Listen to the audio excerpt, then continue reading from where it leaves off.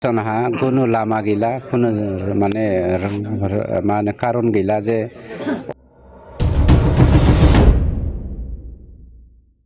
अपोजिशना पजिशननि एगेन्स्टै गसंनो हानाय बाथ्रा बुंनो हानाय जायनि जाहोनाव मानसिफोरखौ थुलुंगानानै थुनज्लायनानै जोंनि जा हारि दानायनि थाखाय गेरेमसा हारि दानायनि थाखाय बड'फानि होलांनाय मोन्थोर बे मोन्थोरखौ नोजोर बोनानै जोङो मा होनो नेशनेल पार्क जों गायसनदों।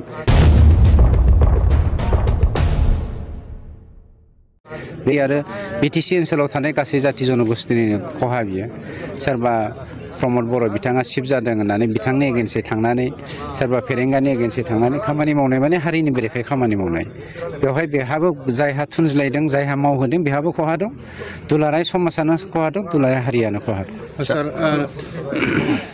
आंनाव प्रमान दं आंनाव बिसोरो जेरै राजखान्थि गेलेदों बे प्रमानखौ लानानै जोंबो राजखान्थि गेलेनो नायबाय। खुलुमबाय रायजोफोर आरोबाव पिटांखि ब्लग इउट्युब चेनेलाव रायजो राजा बयखौबो बरायनानै लाग्रोनाय जाबाय। रायजोफोर दिनैनि भिडिअआ जागोन जाहैबाय रिफु रिजार्भ ओनसोलनि। जोङो नुनो मोनदों रायजोफोर जानो हागौ अपोजिशन पार्टीनि माखासे मानसिफ्रा इउपिपिएल पार्टीजोंहाय फेर फाथिनो थाखाय हाखौ लानानै पलिटिक्स गेलेदों। जों बावैसो एसे सम सिगां खोनानो मोनदोंमोन जे सिखोना जाहार हाग्राखौ सिफायनायावहाय ND24 आसामिस निउसआबो इउपिपिएलनि EM रन्जित बसुमतारी सारखौहाय गोबांथार ओरैबायदि अपमान खालामनानैहाय बाथ्रा बुंनायफोरखौहाय जोङो नुनो मोनदों। नाम लानानैहाय ससियेल मिडियायाव हगारदों आरो बेयावहाय जे बर' आइजोआ मोनसे बाथ्राखौ बुंदों रन्जित बसुमतारी होननानैहाय बेयो बिथाङा मा बुंदोंमोन बिनि जेबो डिटेल्स गैया आरो मा बुंनो सानदोंमोन बेखौबो बे आसामिस मिडियाया बुंनो सुबिदा होआखै। गावल' थाव बुंनानैहाय सरखारखौहाय लाजि फोनांनायखौसो नुदों। बेबायदि निउस मिडिया मानसिफोरखौहाय बर'नि दैदेनगिरिफ्रा हाजारब्लाबो दायथ' लानांगौ। आंनि नुनायावहाय बेखौहाय एसेब्लाबो दायथ' लानांगौ। मा बुंनायमोन बर' आइजोआ रन्जित बसुमतारी सारखौ मा बुंनो नागिरदोंमोन आरो बेयावहाय जोङो इउपिपिएलनि फिरफिला नुलायनानैहाय हादान सिफायनायखौ जों नुदों। थारैनो सिङाव मा फेर फाथिदों इउपिपिएल पार्टीजोंहाय जुजिनो थाखाय हाग्राखौ सिन्देन पलिटिक्स खालामगासिनो दङ नामा माखासे अपोजिशन पार्टीनि मानसिफ्रा? आंथ' सानदों बे पलिटिकल पार्टीजोंहाय फेर फाथिनो एक्चुअली आं सानदों बे हाग्रा सिफायग्रा मानसिफ्रा गासैबो सरखारखौहाय मोजां मोननाय मानसिफोर। बिसोर मानसिया बादा होनायखौ खोनासेयावबो मोनथिसेयावबो बेयावहाय सिखोना जाहार हाग्राखौ सिफायनो थांदों आरो नोंथांमोना नाय सिखोना जाहार बे हाग्रा सिफायनाया एसेबां गोदान नङा। जानो हागौ बिसोरो इलेक्शन जाफुनाय समावनो बे हाग्राखौहाय दानहैखोमादोंबो जानो हागौ खोमा। ओरै फारसेथिं बिटिआर सरकारा सिखोना जाहार हाग्राखौहाय नेशनेल पार्क बानायनोहाय फोसावगासिनो दङ। फारसेथिं बर'फ्रानो सिखोना जाहार हाग्राखौहाय गोदान हादान सिफायहैनायखौ हाग्रा दानफायनायखौ जों नुदों। अब्लाथ' जोङो जोबोद दुखुनांथाव होननानै बुंनांगोन। आरो सोरबाया बुंनो नागिरदों बेयावहाय हाग्रा सिफायनायनि दायनिगिरिया इउपिपिएलआनो। दा बाथ्राया बेसेबां सैथो नोंथांमोना नैबे भिडिअखौ खोनासंनानै ला। ইয়াত মানে অলপমান এটা কোণাত এটা এনকাৰেজমেণ্ট আছে বুলি পেলাই এটা ডিছকাশ্যন কৰা হৈছে। এইখিনি আইডেণ্টিফাই কৰিছে আমাৰ ডিপাৰ্টমেণ্টে। তো তাত বিভিন্ন মানুহ নতুন মানুহ সদায় আহি থাকে, কৰবা কোনোবাই ইনষ্টিগেট কৰে, কিবা কৰে, এই গোটেই ফৰেষ্টটো এটা নাটক কৰি পেলাইছে। তো সেইকাৰণে আমি সেইটো চাই আছোঁ যাতে কোনো অসুবিধা নোহোৱাকৈ এইটো সোনকালে কামটো হৈ যায় আৰু একদম ফিউচাৰৰ কাৰণে সেইটো পাৰ্মানেণ্ট হৈ যায়। যিসকল স্যার বেদখলকারী তেখেতসকল যেতিয়া বনকৰণীয়ে তাত বাধা দিবলৈ যায়, কিন্তু তেখেতসকলে এগৰাকী ইএমৰ নাম কৈ আচলতে অভিযোগ কৰাৰ কথা উল্লেখ কৰিছে। চাওক, তেখেতসকলক বহুতকে কি কৰে, কোনোবাই ইনষ্টিগেট কৰে। আৰু আপোনালোকে দেখিছে যোৱাবাৰ যদি আপোনাৰ চাই যে পাৰ্লিয়ামেণ্ট ইলেকশ্যনৰ সময়ত তাতে নতুন নতুন মানুহ ফৰেষ্টত বহিবলৈ কৈছে। তো যেতিয়া তাতে ফৰেষ্টে বাধা দিছে তেতিয়া সেইটো পলিটিকেলাইজ কৰিছে যে UPPLৰ মানুহবিলাকে ঘৰ ভাঙিছে, কিবা ভাঙিছে তেনেকুৱা। কিন্তু তেখেতসকলে এই টাইমটোৱে লৈছে য'ত ইলেকশ্যনত চবে ব্যস্ত থাকিব, একো ক'ব নোৱাৰিব, নক'ব পলিটিকেল স্বাৰ্থত, তেতিয়া আমি তাতে সোমাই যাই পেলাই জিটি কৰিব পাৰিম। এতিয়া আপোনালোকে সৰলপাৰা উল্টাপানী ফালে যাই পেলাই আপোনালোকেতো সকলো কোকৰাঝাৰৰ সাংবাদিকসকলে জানে তাতে মাটি কাৰ আছেনো। তাতেতো বহুত ডাঙৰ ডাঙৰ মানুহৰ মাটি আছে। আগৰ ৰাজা ৰথী মহাৰথীবিলাকৰ কাৰোবাৰ ফেমিলিৰ নামত, ৱাইফৰ নামত বহুত মাটি আছে এইবিলাক। তো সেই মানুহবিলাকে এতিয়া ভাবিছে যে এই চৰকাৰখনেতো আমাক তাতে থাকিব নিদিব, এই জংঘলটো আমি ধ্বংস কৰিলোঁ, আমিতো এদিন নহয় এদিন কেছত পৰিম।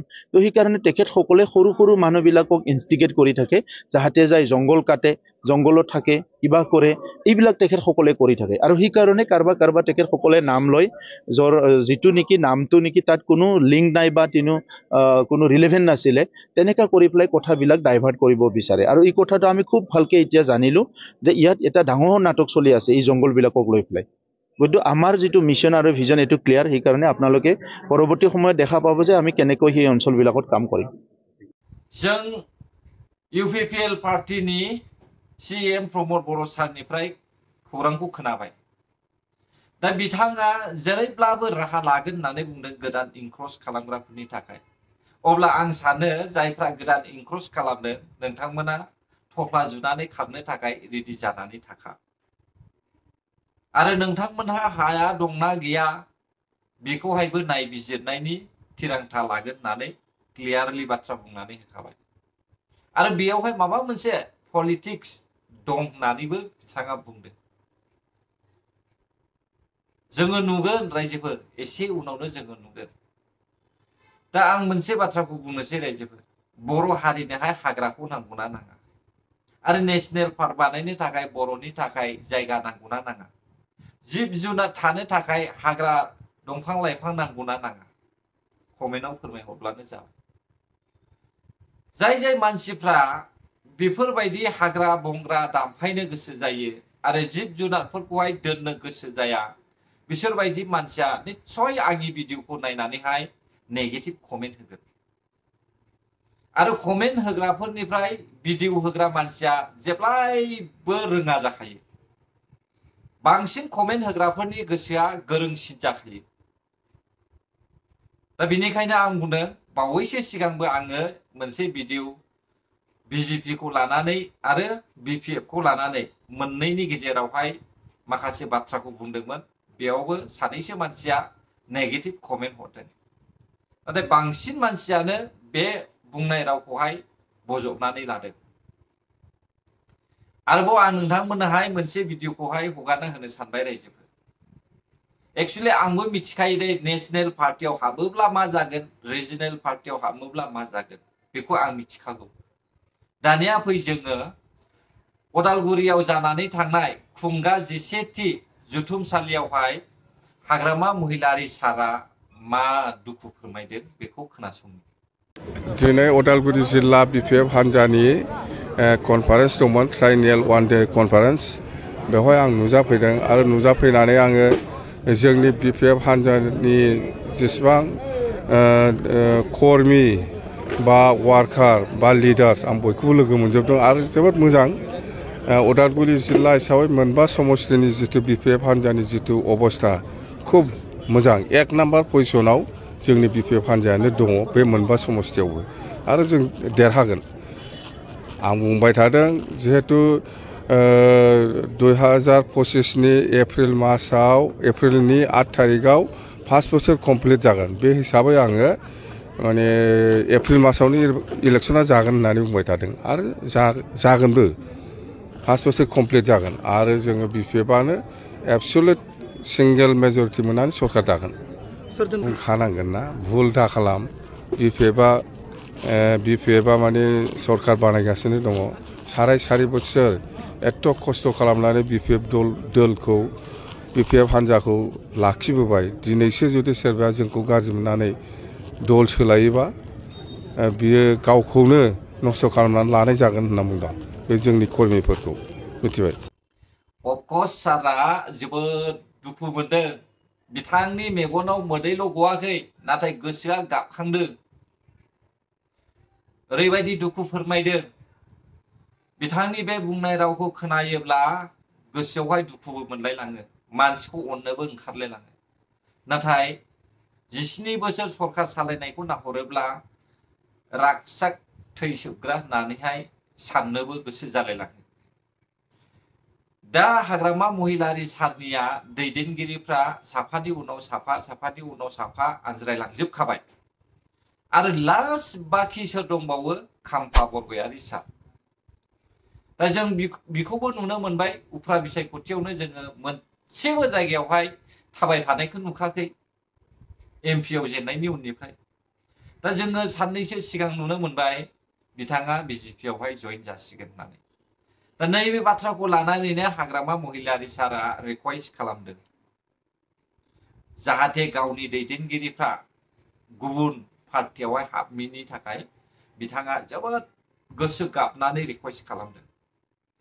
गैखाला सासेबो गैखाला बिपिएफआवहाय मात्र रबिराम नार्जारि देरहासार बसुमतारी प्रेस मोसाहारि बाखियाथ' गासिबो बायजेक बुइजेकखा पाब्लिकजोंहाय हामजाजाथाव नंजोबखाया नोंथांमोना बिक्रम दैमारिखौनो होन ओरैहाय कास्टम बसुमतारीखौ होन प्रहलाद ब्रह्मखौ होन बिसोरो गासिबो गनायजाथाव नंखाया।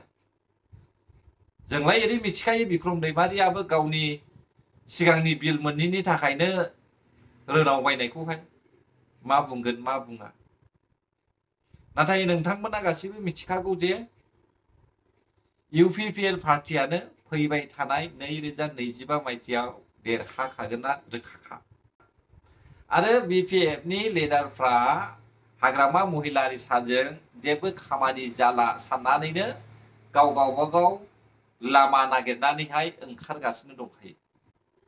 जि बाथ्राखौहाय आं सानदों बे बाथ्राखौहाय जोंनि बर' हारियाबो साननाया मोजांसो। मा जोंनोहाय हाग्राखौ नाङा? हाग्रा थायोब्ला जे रांखान्थि अबस्थाया लामा गेवो रिजर्ट्स बानायनानै दोनोला जे बहाबा मोनसे नेशनेल पार्क बानायनानै दोनोला जे गुबुन गुबुन देशनिफ्राय फैनाय मानसिफोरखौहाय जों बुथुमनो हायो बेखौथ' नैबे दानि जुगावहाय साननाया मोजां। जोंहाथ' ओरैनो इन्टारनेशनेल बर्डारखा भुटाना इन्टारनेशनेल बर्डार जानानै दंखायो। दा बे इन्टारनेशनेल बर्डारावहाय जुदि जोंनि बर'फोरनि गेजेरावहाय मोजांथार जुनादफोरखौ नायनो हानाय नेशनेल पार्क बानायनानै दोनलाय गुबुन गुबुन देशनि आमेरिका लन्डन बेफोरनि चाइनानि बहानि मानसिया बेवहाय सफैगोन मिथियो दा? अब्ला जों बेसेखिनिखौ मानो साननो रोङा? जोंथ' नुयो नै कर्नाटका बायदि जायगायावहाय बेंगलरनि मोनसे बयनिफ्रायबो बांसिन फेमास जायफ्रा बेंगलराव थायो आरो जायफ्रा नेटजोंहाय सोमोन्दो दङ बिसोरो मिथिगौ बेवहाय मोनसे लालबाग दङ। लालबागजों लोगोसे बानारकाटा नेशनेल पार्क दङ मिथियो दा? बे मोननै नेशनेल पार्कआवनो बिसोरो लाख लाख रां आरजियो। अब्ला जोंनि बर'फोरनि जायगायावबो जुदि बेफोरबायदि नेशनेल पार्क बानायनानै दोनोब्ला इक'नमिक्सनि थाखाय मानो सुबिदा जाया जानो? आरो बे नेशनेल पार्कआवहाय जुदि सोरबा मालिका रिजर्ट्स बानायोब्ला रेस्टुरेन्ट खुलिनानै होयोब्ला हटेलफोर बानायनानैहाय लज बानायनानै होयोब्ला अब्ला बेसेबां मोजां जागोन बेखौ साननांगोन। बेनिखायनो नेशनेल पार्कखौ नांगौ। गावनिखौल' साननानै हाग्रा दानफायोब्ला बे जानाय नङा रायजोफोर। सोरबा बुंनो हागौ साला गावहा हा दंखायो खोमा बेखायनो बिदि बुंदों होननानै। आं बिदि सानाखै जाखिनि न' लुनो जायगा दङ बेनो थोजासे आंनि थाखाय। आं गोदान हादान नागिरग्रा मानसि नङा आरो थुनाबो आं न'खरनि मानसिखौबो। हाग्राखौ नांगौ जुनाद फिसिनो थाखाय मानसिनि आबहावाखौहाय गुबुंलेखौहाय गोग्गो खालामनो थाखाय दिनै जोङो दामफाया नङा दामफायबाय सिफाया नङा सिफायबाय दिनैहाय सिखोना जाहार हाग्राया दानफायै भुटान बर्डार नांनोसै नायलान जाबाय नोंसोरो हाजोखौनो नुहुरखाबाय अब्ला माथो बेसेबां दंबावो हाग्रायालाय गैखाला दा बेसेखिनियाखौ मानो साननो रोङा रायजोफ्रालाय बादा होसेयावबो मानो हाबबाय थायो दिनै सोरबाया बुंदों बर'खौल' होयो होननानैहाय बर'आनो सिगांग्रो गोरोन्थिखौ खामानि मावो दा बर'खौहाय होखांनायनि उनावसो गुबुनखौ होनो हागोन दा बर'खौहाय जालदाब दोननानै गुबुन हारिखौ होयोब्ला बे बांसिन गाज्रि जागोन बेनिखायनो न'खरनि मानसियानो बुजिनानै थाग्रोनांगौ जाहाथे गुबुनफ्रा जायगा मोननि बायदि ना मा बुङो रायजोफोर ना माबा गोरोन्थि जादों सानै साफानि गाज्रि कमेन्टखौ आंजायाबो नांजाया जि बाथ्राखौ बुंदों बेयावहाय नोंथांमोना जुदि गोरोन्थि बुजिदोंब्ला आंखौ निमाहा हो आरो जुदि नोंथांमोना बे भिडिअखौहाय जोबजासे नायनानै मोजां मोनबायब्ला हायोब्ला like share comment and subscribe खालामनानै होब्लानो जाबाय गोजोन्थों भिडिअखौ जोबजासे नायनायनि थाखाय बर' हारि जै जाथों जै बर' हारिनि